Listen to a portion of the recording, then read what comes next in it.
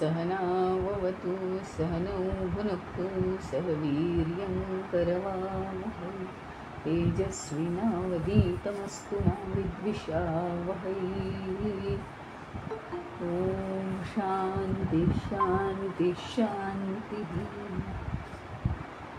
अखण्डमण्डलाकारं व्याप्तं येन चराचरं तत्पदं दर्शितं येन तस्मै श्रीगुरवे नमः।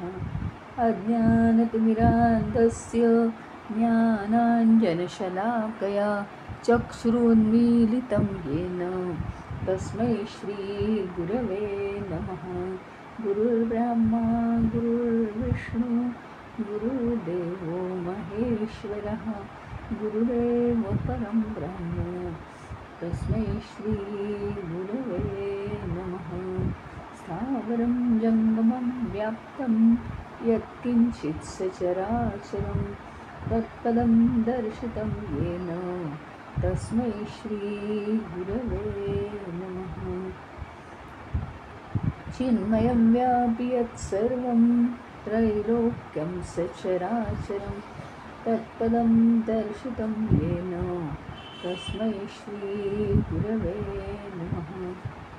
त्वमेव माता च पिता त्वमेव बन्धुश्च सखा त्वमेव विद्या द्रविणं त्वमेव सर्वं मम देवदेव त्वमेव सर्वं मम देवदेव।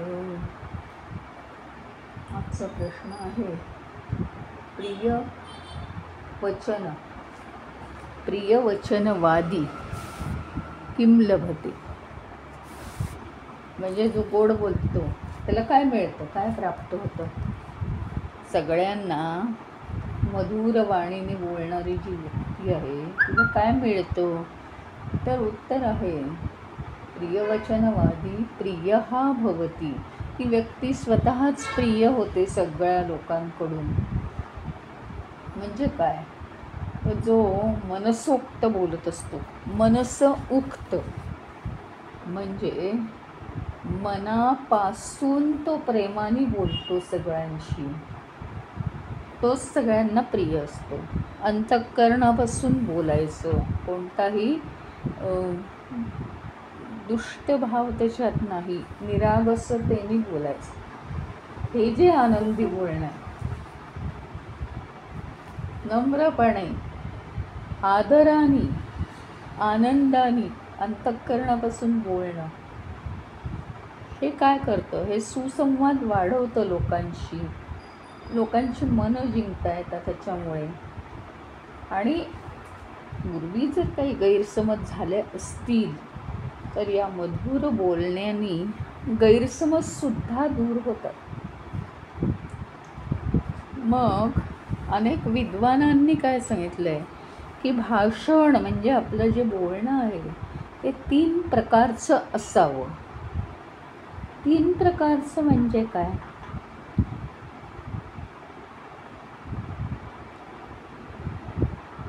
3 प्रकारचं ह्याचा अर्थ काय, तर प्रिय बोलणं असावं, म्हणजे मधुर वाणी गोड बोलणं। दुसरं हित बोलणं असावं, हितकारक, प्रियम हितम सत्यम असं ते सूत्र आहे। म्हणजे प्रिय बोलावं, लोकांना बरं वाटेल, गोड वाटेल, चांगलं वाटेल असं बोलावं। दुसरं हितम, नुसतंच गोड आणि लोकांना फुलवणारं आणि खोटं असं बोलू नये, तर हितम म्हणजे दुसऱ्याचं ज्याच्यात हित आहे। नाहीतर लहान मुलांना कसं हां छान करतेस तू, म्हणजे काय, फक्त प्रेरणा मिळाली पाहिजे, भलेही छान करत नसू दे पण तरीसुद्धा त्या बोलण्याने ती मुलं खूप उत्साहाने पुढे जातात। तसं नाही आहे मोठ्यांच्या बाबतीत। काय आहे, नुसतंच प्रिय बोलायचं आहे आणि मोठ्यांना काय खुलवायचं आहे का, आणि त्यांचं काय नुकसान करायचं आहे का, सारखं तू चांगला आहे तू चांगला आहे असं म्हणून. तर तसं नाही. तर ते म्हणतात की हितम म्हणजे दुसऱ्याचं हित त्याच्यात असलं पाहिजे. प्रिय बोला तुम्ही, मधुर बोला, परंतु ते बोलताना त्याच्यात हितकारक असे मुद्दे असावेत, दुसऱ्याचं हित ज्याच्यात होईल असं प्रिय बोलावं. आणि तिसरी गोष्ट सांगितली आहे ती म्हणजे सत्यम. म्हणजे हितकारक तर सांगावंच, पण सत्यही सांगावं. अगदी छोटी गोष्ट जर घेतली, म्हणजे फार मोठ्या गोष्टी नाही घ्यायच्या आपण, कारण मग कसं ते आपण ठरवायचं. म्हणून की एका मुलाचं अक्षर हे चांगलं नाही आहे. हां, एका मुलाचं अक्षर हे चांगलं नाही आहे. आता आपण एक्स व्यक्ती आहोत. हां, तर तेही जाऊ दे, पण आई किंवा वडील त्याला कसं सांगतात, 10वीतल्या मुलाचं अक्षर चांगलं नाही आहे. आई किंवा वडील कसं सांगतात, त्यांना वाटतं की म्हणजे मुलाला वाईट पण वाटू नये असं त्यांना वाटतं की चांगला करतोय बिचारा अभ्यास, त्याचा मूड जाऊ नये. हां, म्हणून काय, पण ते सांगण्याचं सोडून देणार नाही आहेत. मग ते काय करतात, गोड बोलतात. म्हणजे काय, पहिलं प्रिन्सिपल पाळतात ते की प्रिय बोलतात, चांगलं बोलतात. हां, तू भरपूर लिहितो आहेस, तुझा लिखाणाचा स्पीड वाढला आहे. हां, मागच्या वर्षीपेक्षा खूप लिखाणाची गती तुझी वाढली आहे. इथपर्यंत ठीक आहे, मधुर बोलणं. पण नुसतं असंच म्हणतात का की त्याने मुलगा चढून जाईल? नाही, हितम सांगतात. हितम म्हणजे काय, अजून जरा अक्षर मोठं आणि वळणदार येईल असं बघ. अजून अक्षर मोठं आणि वळणदार येईल असं बघ. हे झालं हितम. पण आता सत्यम काय आहे माहिती का, त्या मुलाला वाटतं आहेच आपलं अक्षर चांगलं, पण अजून चांगलं हवं आहे.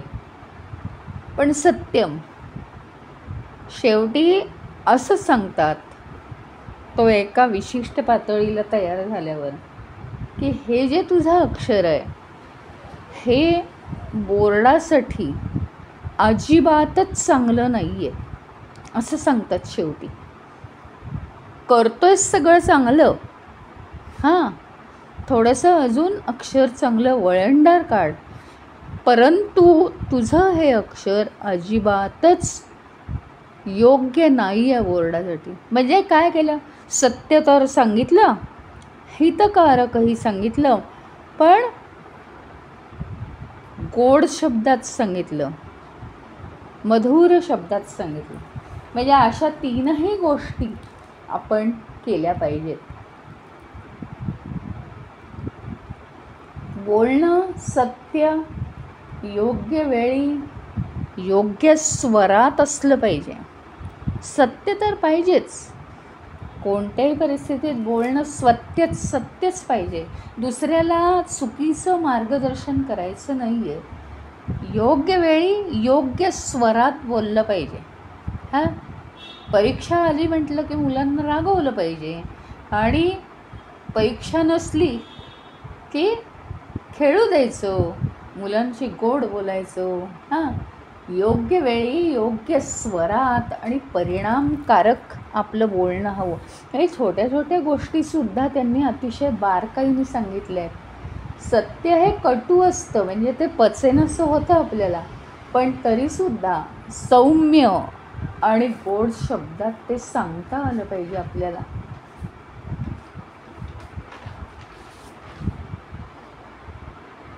जरा चांगल्या चांगल्या प्रेमाच्या शब्दातून सत्य व्यक्त करता आलं पाहिजे. याच्यासाठी आहे ना खास आपण तयारी केली पाहिजे. काय असतं की सत्य नुसतं सांगितलं तर त्याचं काहीतरी वाईट परिणाम होऊ शकतात, पण जर गोड शब्दातून ते सांगितलं तर वाईट भावनांचं तरंग निर्माणच होत नाहीत. आणि म्हणून प्रियम, हितम आणि सत्यम यांनी योग्य कल्याण साधेल असं, काळजी दर्शवतील दुसऱ्याबद्दल असं आपण बोललं पाहिजे.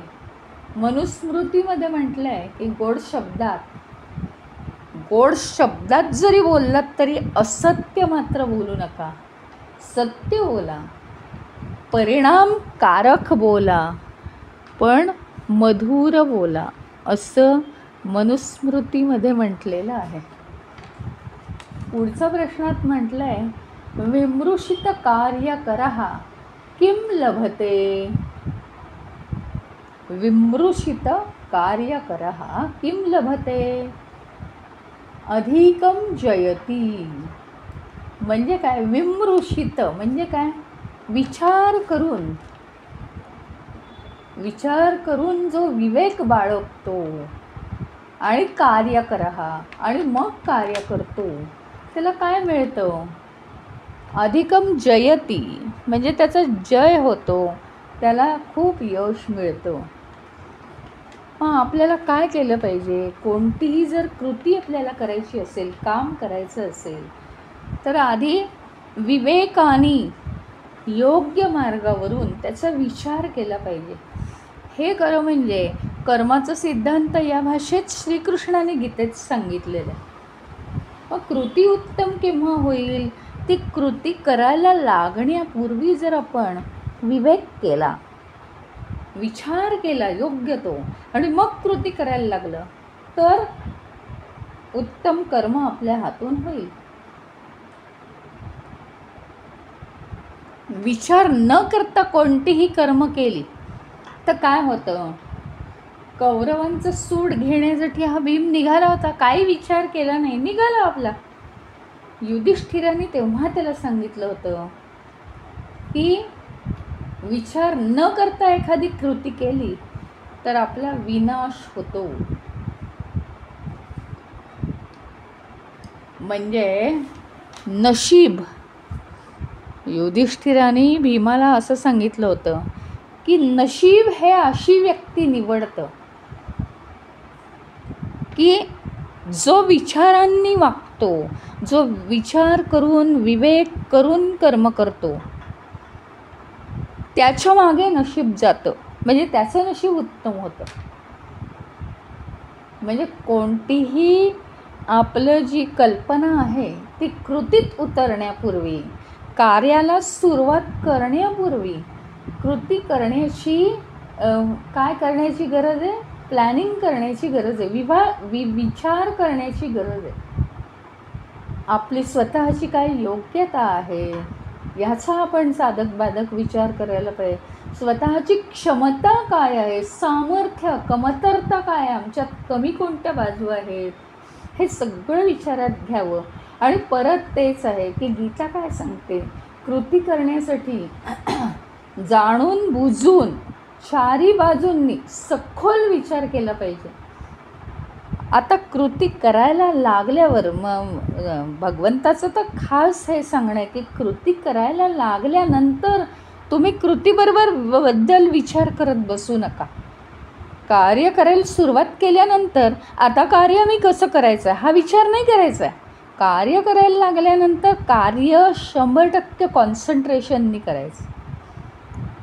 म्हणजे काय आहे, उदाहरणार्थ ही रेसिपी आहे, ह्याच्यात काय काय किती ग्रॅम घालायचं ते गॅसवर रेसिपी करायला सुरुवात केल्यानंतर इकडे तराजू काढून चमचे काढून मोजायला सुरुवात केली.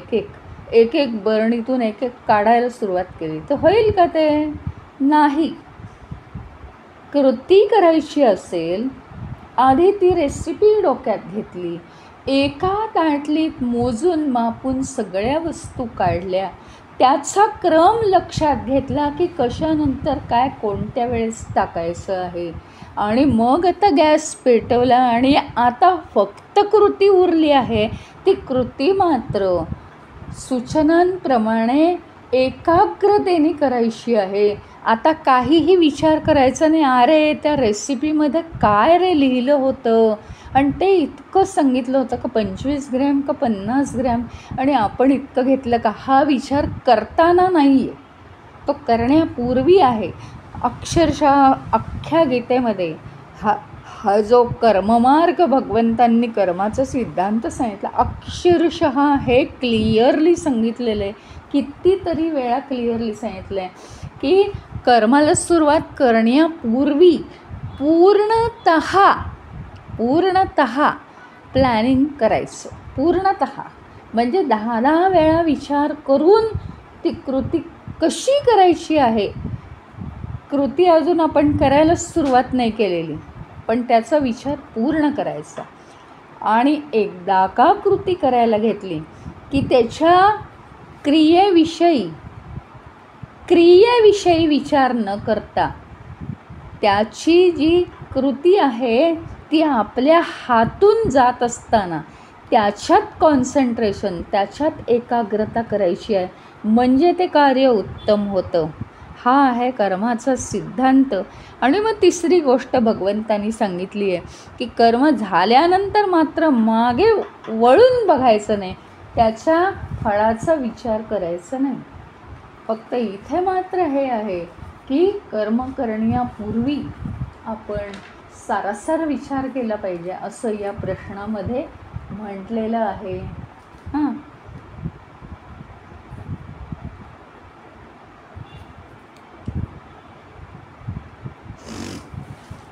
तर आपण काय काय विचार करायचं आहे, आपलं सामर्थ्य, आपली क्षमता, हां, याप्रमाणे आपली कृती निश्चित करायची आहे. मग एकच कृती करून प्रत्येकाचं समाधान होणार आहे का? नाही. हे बघा, आपण एखादं काम केलेलं म्हणजे काय आहे, ह्याच्याबरोबर हे सुद्धा सगळं लक्षात घेणं अत्यावश्यक आहे की आपण एखादं काम सुरू केलेलं आहे बरं का, पण मी जे करीन ते प्रत्येकाला चांगलं आवडेल किंवा ते चांगलंच दिसेल असं नाही. तर त्याच्यामध्ये काय आहे, आपण केलेली कृती किंवा कोणीही केलेली कृती ही खुली आहे, सगळ्यांना विचारांसाठी खुली आहे. कोणी म्हणेल की हे अयोग्य आहे, कोणी म्हणेल हे चांगलं झालं आहे, कोणी म्हणेल हे वाईट झालं आहे. टीका करतील लोक, मग काय झालं, टीकेसाठी सगळं खुलंच असतं, कोणाला काही आपण बांधून नाही ठेवू शकत. कोणी काही निषेधात्मक बोलेल, तुम्ही वाईट केलं, कोणी म्हणेल तुम्ही खूप चांगलं केलं, पण कुठल्याही गोष्टीचा आपल्यावर परिणाम नाही झाला पाहिजे. जर मी माझ्या क्षमतेनुसार ते कार्य निवडलं असेल आणि जास्तीत जास्त चांगलं करण्याचा प्रयत्न केला, फक्त कोणी काही टीका करत असेल तर त्याच्यावर जर विचार केला, आपली खरीच चूक असेल त्याच्यात आणि कोणी ती चूक निर्देशित केली असेल तर सुधारायला हरकत नाही. पण माझ्या करण्यात जर काही चूक नाही आहे आणि कोणीतरी ती चूक दाखवत आहे तर त्यांनी आपल्याला निषेधात्मक आहे म्हणून त्रास व्हायची गरज नाही आहे, किंवा कोणी चांगलं म्हणतं आहे म्हणून आपली स्तुती केली म्हणून फुलून जाण्याचं पण काही कारण नाही आहे. हां, तर आपली कृती आणि आपले निर्णय याचा दुसऱ्यांवर काय परिणाम होतो हे पाहायचं नसतं कधी, कारण आपले विचार मग त्याच्यामुळे बदलत राहतात.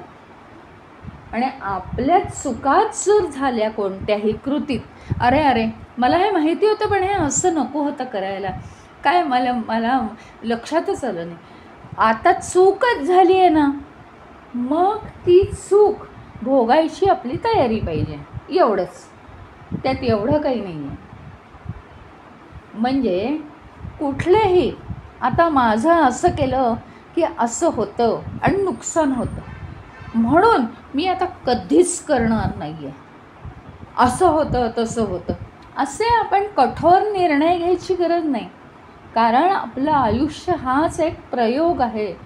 प्रायोगिक तत्वावर आपलं आयुष्य चाललेलं आहे. जीवन ही एक प्रयोगशाळाच आहे. त्यामुळे प्रयोग करायचे आहेत. कुठल्याही निर्णयाची घाई करायची नाही. पण निर्णय घेतल्यानंतर तो चुकीचा झाला तर हे मी आता कधीच करणार नाही असं पण त्याचा दुसऱ्या टोकाचा निर्णय घ्यायचा नाही आहे.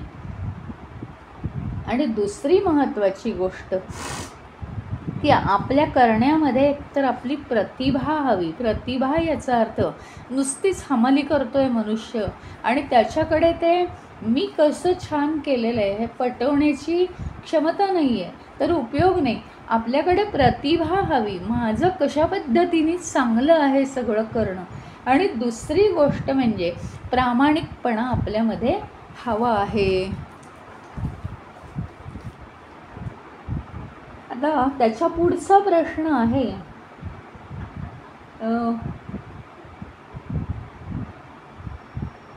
बहुमित्र करः किं लभते सुखम लभते. म्हणजे ज्याला खूप मित्र आहेत त्याला काय मिळतं तर त्याला सुख लाभतं किंवा त्याचं जीवन सुलभ होतं. तर असं मित्र आपल्याला असण्याची आवश्यकता असते. म्हणजे काय की आपण असे 100 मित्र गोळा करण्यापेक्षा 100 जण नुसते ओळखीत झाली मैत्री, ओळखीत झाली मैत्री. हा एक मित्र आहे, तो एक मित्र आहे, ह्याला अर्थ नाही. म्हणजे येतोय लोकांच्या संपर्कात आणि आनंद व्यक्त करतोय, नाच गाणं आणि पार्ट्या, याला अर्थ नाही. ही मैत्री नाही आहे. मैत्री म्हणजे काय आहे माहिती का की एकमेकांचं भलं साधणं. तर म्हणजे 100 जण मित्र करण्यापेक्षा एक चांगला मित्र पाहिजे. एक चांगला मित्र पाहिजे, खूप उपकारक असला पाहिजे. खरं म्हणजे याच्यासाठी एकुलतं एक उदाहरण चांगलं आहे की पांडवांचा सखा कोण होता सांगा बरं? भगवान श्रीकृष्ण. म्हणजे अक्षरशः जीवनात चारी बाजूंनी पांडवांचं कल्याण कसं होईल. पांडव तर काय, तेही वनवासातच होते ना. पांडवसुद्धा वनातच हकललं होतं त्यांना. इतक्या कठीण परिस्थितीत ते असताना आयुष्यभर हा श्रीकृष्ण म्हणजे कोण आहे? विष्णूचाच अवतार आहे. काय कमी होतं त्याला? अतिशय वैभव संपन्न असं तो होता. त्याचे गुण सगळे स्वर्गीय गुण होते. म्हणजे आपण कसा विचार करतो की मला जीवनात काय कमी आहे, कशाला मी कोणाच्या मागे जाऊ आणि कशाला मी माझा वेळ वाया घालू. श्रीकृष्णाला काय कमी होतं, पण पांडवांवर केवढे उपकार केले.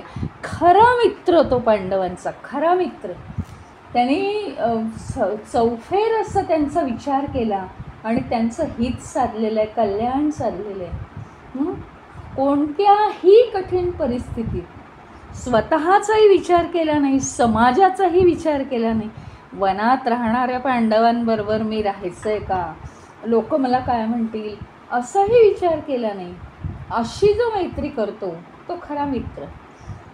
कोणतीही स्वतःचा फायदा किंवा परतफेड याची तो अपेक्षा करत नाही. आणि कुठल्याही परिस्थितीत, कितीही कठीण परिस्थिती हो, कृष्णाने कधीही पांडवांना सोडलं नाही. पांडवांना कुठल्याही परिस्थितीत त्यांनी योग्य तो सल्ला दिलेला आहे नेहमी. की काहीही परिस्थिती येऊ दे त्यांनी त्यांना सल्लाच दिलेला आहे. तर चांगला मित्र मग कोणाला म्हणावं, काय काय गुण त्याच्या अंगी असायला पाहिजे. असा मित्र, असा मनुष्य की जो सत्य, हितकारक आणि मधुर वाणीने बोलतो. म्हणजे सकारात्मक भावनेने बोलतो, सल्ला देतो, योग्य सल्ला देतो, तो खरा मित्र. असा मनुष्य जो हुशार आहे, जो शहाणा आहे आणि सूचना, सल्ला हे सारखं खरेपणाने आणि योग्य पद्धतीने तो द्यायला कुठल्याही परिस्थितीत आपल्या मित्राला तो द्यायला तयार असतो.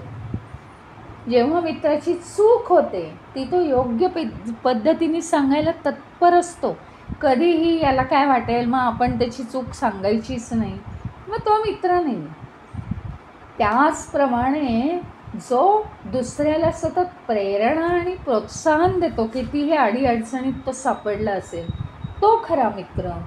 धर्म आणि ज्ञानाच्या मार्गावर चालायला मदत करतो, तो खरा मित्र. खरी मैत्री हा एक करार आहे, पवित्र करार. तुम्हाला आठवत आहे का, सुग्रीव आणि श्रीराम करारच झाला होता ना. पण खरी मैत्री आहे, पवित्र मैत्री आहे. माझं काही चुकलं तर तूच सांगायचं, तुझं काही चुकलं तर मी सांगणार, मी तुला सल्ला देणार, तू मला सल्ला देणार. दोघांनी एकमेकांवर रागवायचं नाही. हे सगळे करार आहेत, खऱ्या प्रेमाचे करार आहेत ते. यासाठी हा जो करार करतात ना इतक्या कडकपणाने, पण मैत्री कुठेही तुटू द्यायची नाही. याला भगवंताच्या कृपेचीच गरज आहे केवळ. म्हणजे मैत्री म्हणजे नुसतं एकमेकांना भेटायचा, आनंद करायचा, पार्ट्या करायच्या आणि बस आम्ही तुम्हाला गिफ्ट, तुम्ही आम्हाला गिफ्ट. ही काही मैत्री नाही आहे, ही काय मैत्री नाही. थट्टा मस्करी करायची, एकमेकांच्या संकटातही धावून गेलं पाहिजे आणि एकमेकांना सतत बारकाव्याने चुकाही सांगितलं पाहिजे. काय आहे मैत्रीमध्ये, एकमेकांचं सुयश चिंतिलं पाहिजे, एकमेकांच्या जीवनामध्ये भविष्यामध्ये वाढ झाली पाहिजे, सकारात्मक सहजीवन झालं पाहिजे एकमेकांसाठी. आणि एकमेकांच्या उदात्त आणि उन्नत अशा जीवनासाठी एकमेकांना विचार दिले गेले पाहिजेत आणि बांधलं गेलं पाहिजे या विचारांनी एकमेकांसाठी. हां,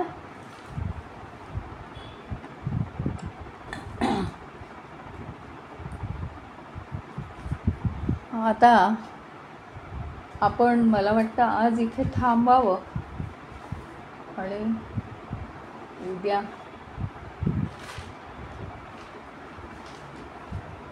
किंवा एक छोटासा एक प्रश्न घेते 5 मिनिटात. धर्मे रतः किं लभते, यहाच धर्मरतः सहा गतिम लभते. म्हणजे धर्मामध्ये जो रत आहे, धर्माला ज्यांनी वाहून घेतलेले आहे, धर्मामध्ये जो मग्न आहे, धर्म पालन करणारा आहे, त्याला किम लभते, त्याला काय मिळतं, तर त्याला त्याच्या जीवनाला गती येते. म्हणजेच त्याला ध्येय गाठता येतं. ध्येय गाठता यायचं, याचा अर्थ मानवाचं अंतिम ध्येय काय, मुक्ती आहे, ते त्याला गाठता येतं. हां, जो धर्माच्या मार्गावर चालतो त्याच्या जीवनालाच फक्त गती प्राप्त होते. धर्म म्हणजे काय, खऱ्याला धरून जो चालतो, कुठल्याही कठीण परिस्थितीत चांगल्या योग्य मार्गाने, मार्गाचा वापर तो करत नाही. तो मनुष्य नीतिमान आचरणामध्ये स्थिर असतो. हां, आणि जीवन त्याचं सुखकर होतं, सुलभ होतं. मग धर्माच्या मार्गाने चाललं की जीवन सुलभ होतं आणि अंतिम ध्येयाकडे तो सुलभतेने पोहोचायला त्याला मदत होते. हां, म्हणजे बघा, या धर्माबद्दल मला एक गोष्ट अशी आठवते की या धर्माबद्दल हे तर आपलं पुष्कळ वेळा झालेलं आहे की धर्माचरण केलं की मनुष्य सहजच आत्मप्राप्ती करून घेऊ शकतो. धर्माचरण करत करत संसारी जीवन आहे ना, ते आधी सुखात जातं, संसारी जीवनाला गती प्राप्त होते, संसारी जीवन सुलभ होऊन जातं, त्याचं उच्च पद आपण गाठतो. पण त्याही पलीकडे असलेली आत्मप्राप्ती आपण सुलभतेने, जर चाललो आपण आत्मप्राप्तीच्या मार्गावर, तर सुलभतेने आपण मिळवू शकतो. याच्यामध्ये धर्माबद्दल वागायला एक कौशल्याचं उदाहरण आहे की जेव्हा कौसल्या रामाला निरोप देत असते, तेव्हा निरोप देताना ती म्हणते की तुम्ही जी कर्तव्य पार पाडणार आहात, हां, ते कसं पार पाडलं पाहिजे? तर धैर्याने, धर्माने, स्वयंशक्तीने. आणि जे तुम्ही धर्माने कार्य कराल, धर्माने जे कर्तव्य पार पाडाल, तेच तुमचं रक्षण करणार आहे शेवटपर्यंत. तर हे कौसल्याचं सुद्धा त्या काळात धर्मावर तिने किती जोर दिला होता हे समजून येतं. तर बोलायचं सत्य आणि कृती मात्र धर्माने करायची. बोलताना सत्य बोलायचं, कृती मात्र आपण धर्माचरण करून करायची आहे, असं तैत्तिरीय उपनिषद म्हणतं. धर्म आपल्याला कुठे नेतो? तर धर्म आपल्याला ज्ञानसाधना करायला प्रवृत्त करतो आणि मग मुक्तीचा मार्ग तो आपल्याला मोकळा करून देतो. आणि ह्याच्या पुढचा प्रश्न मात्र आपण आता उद्या घेऊया. हां,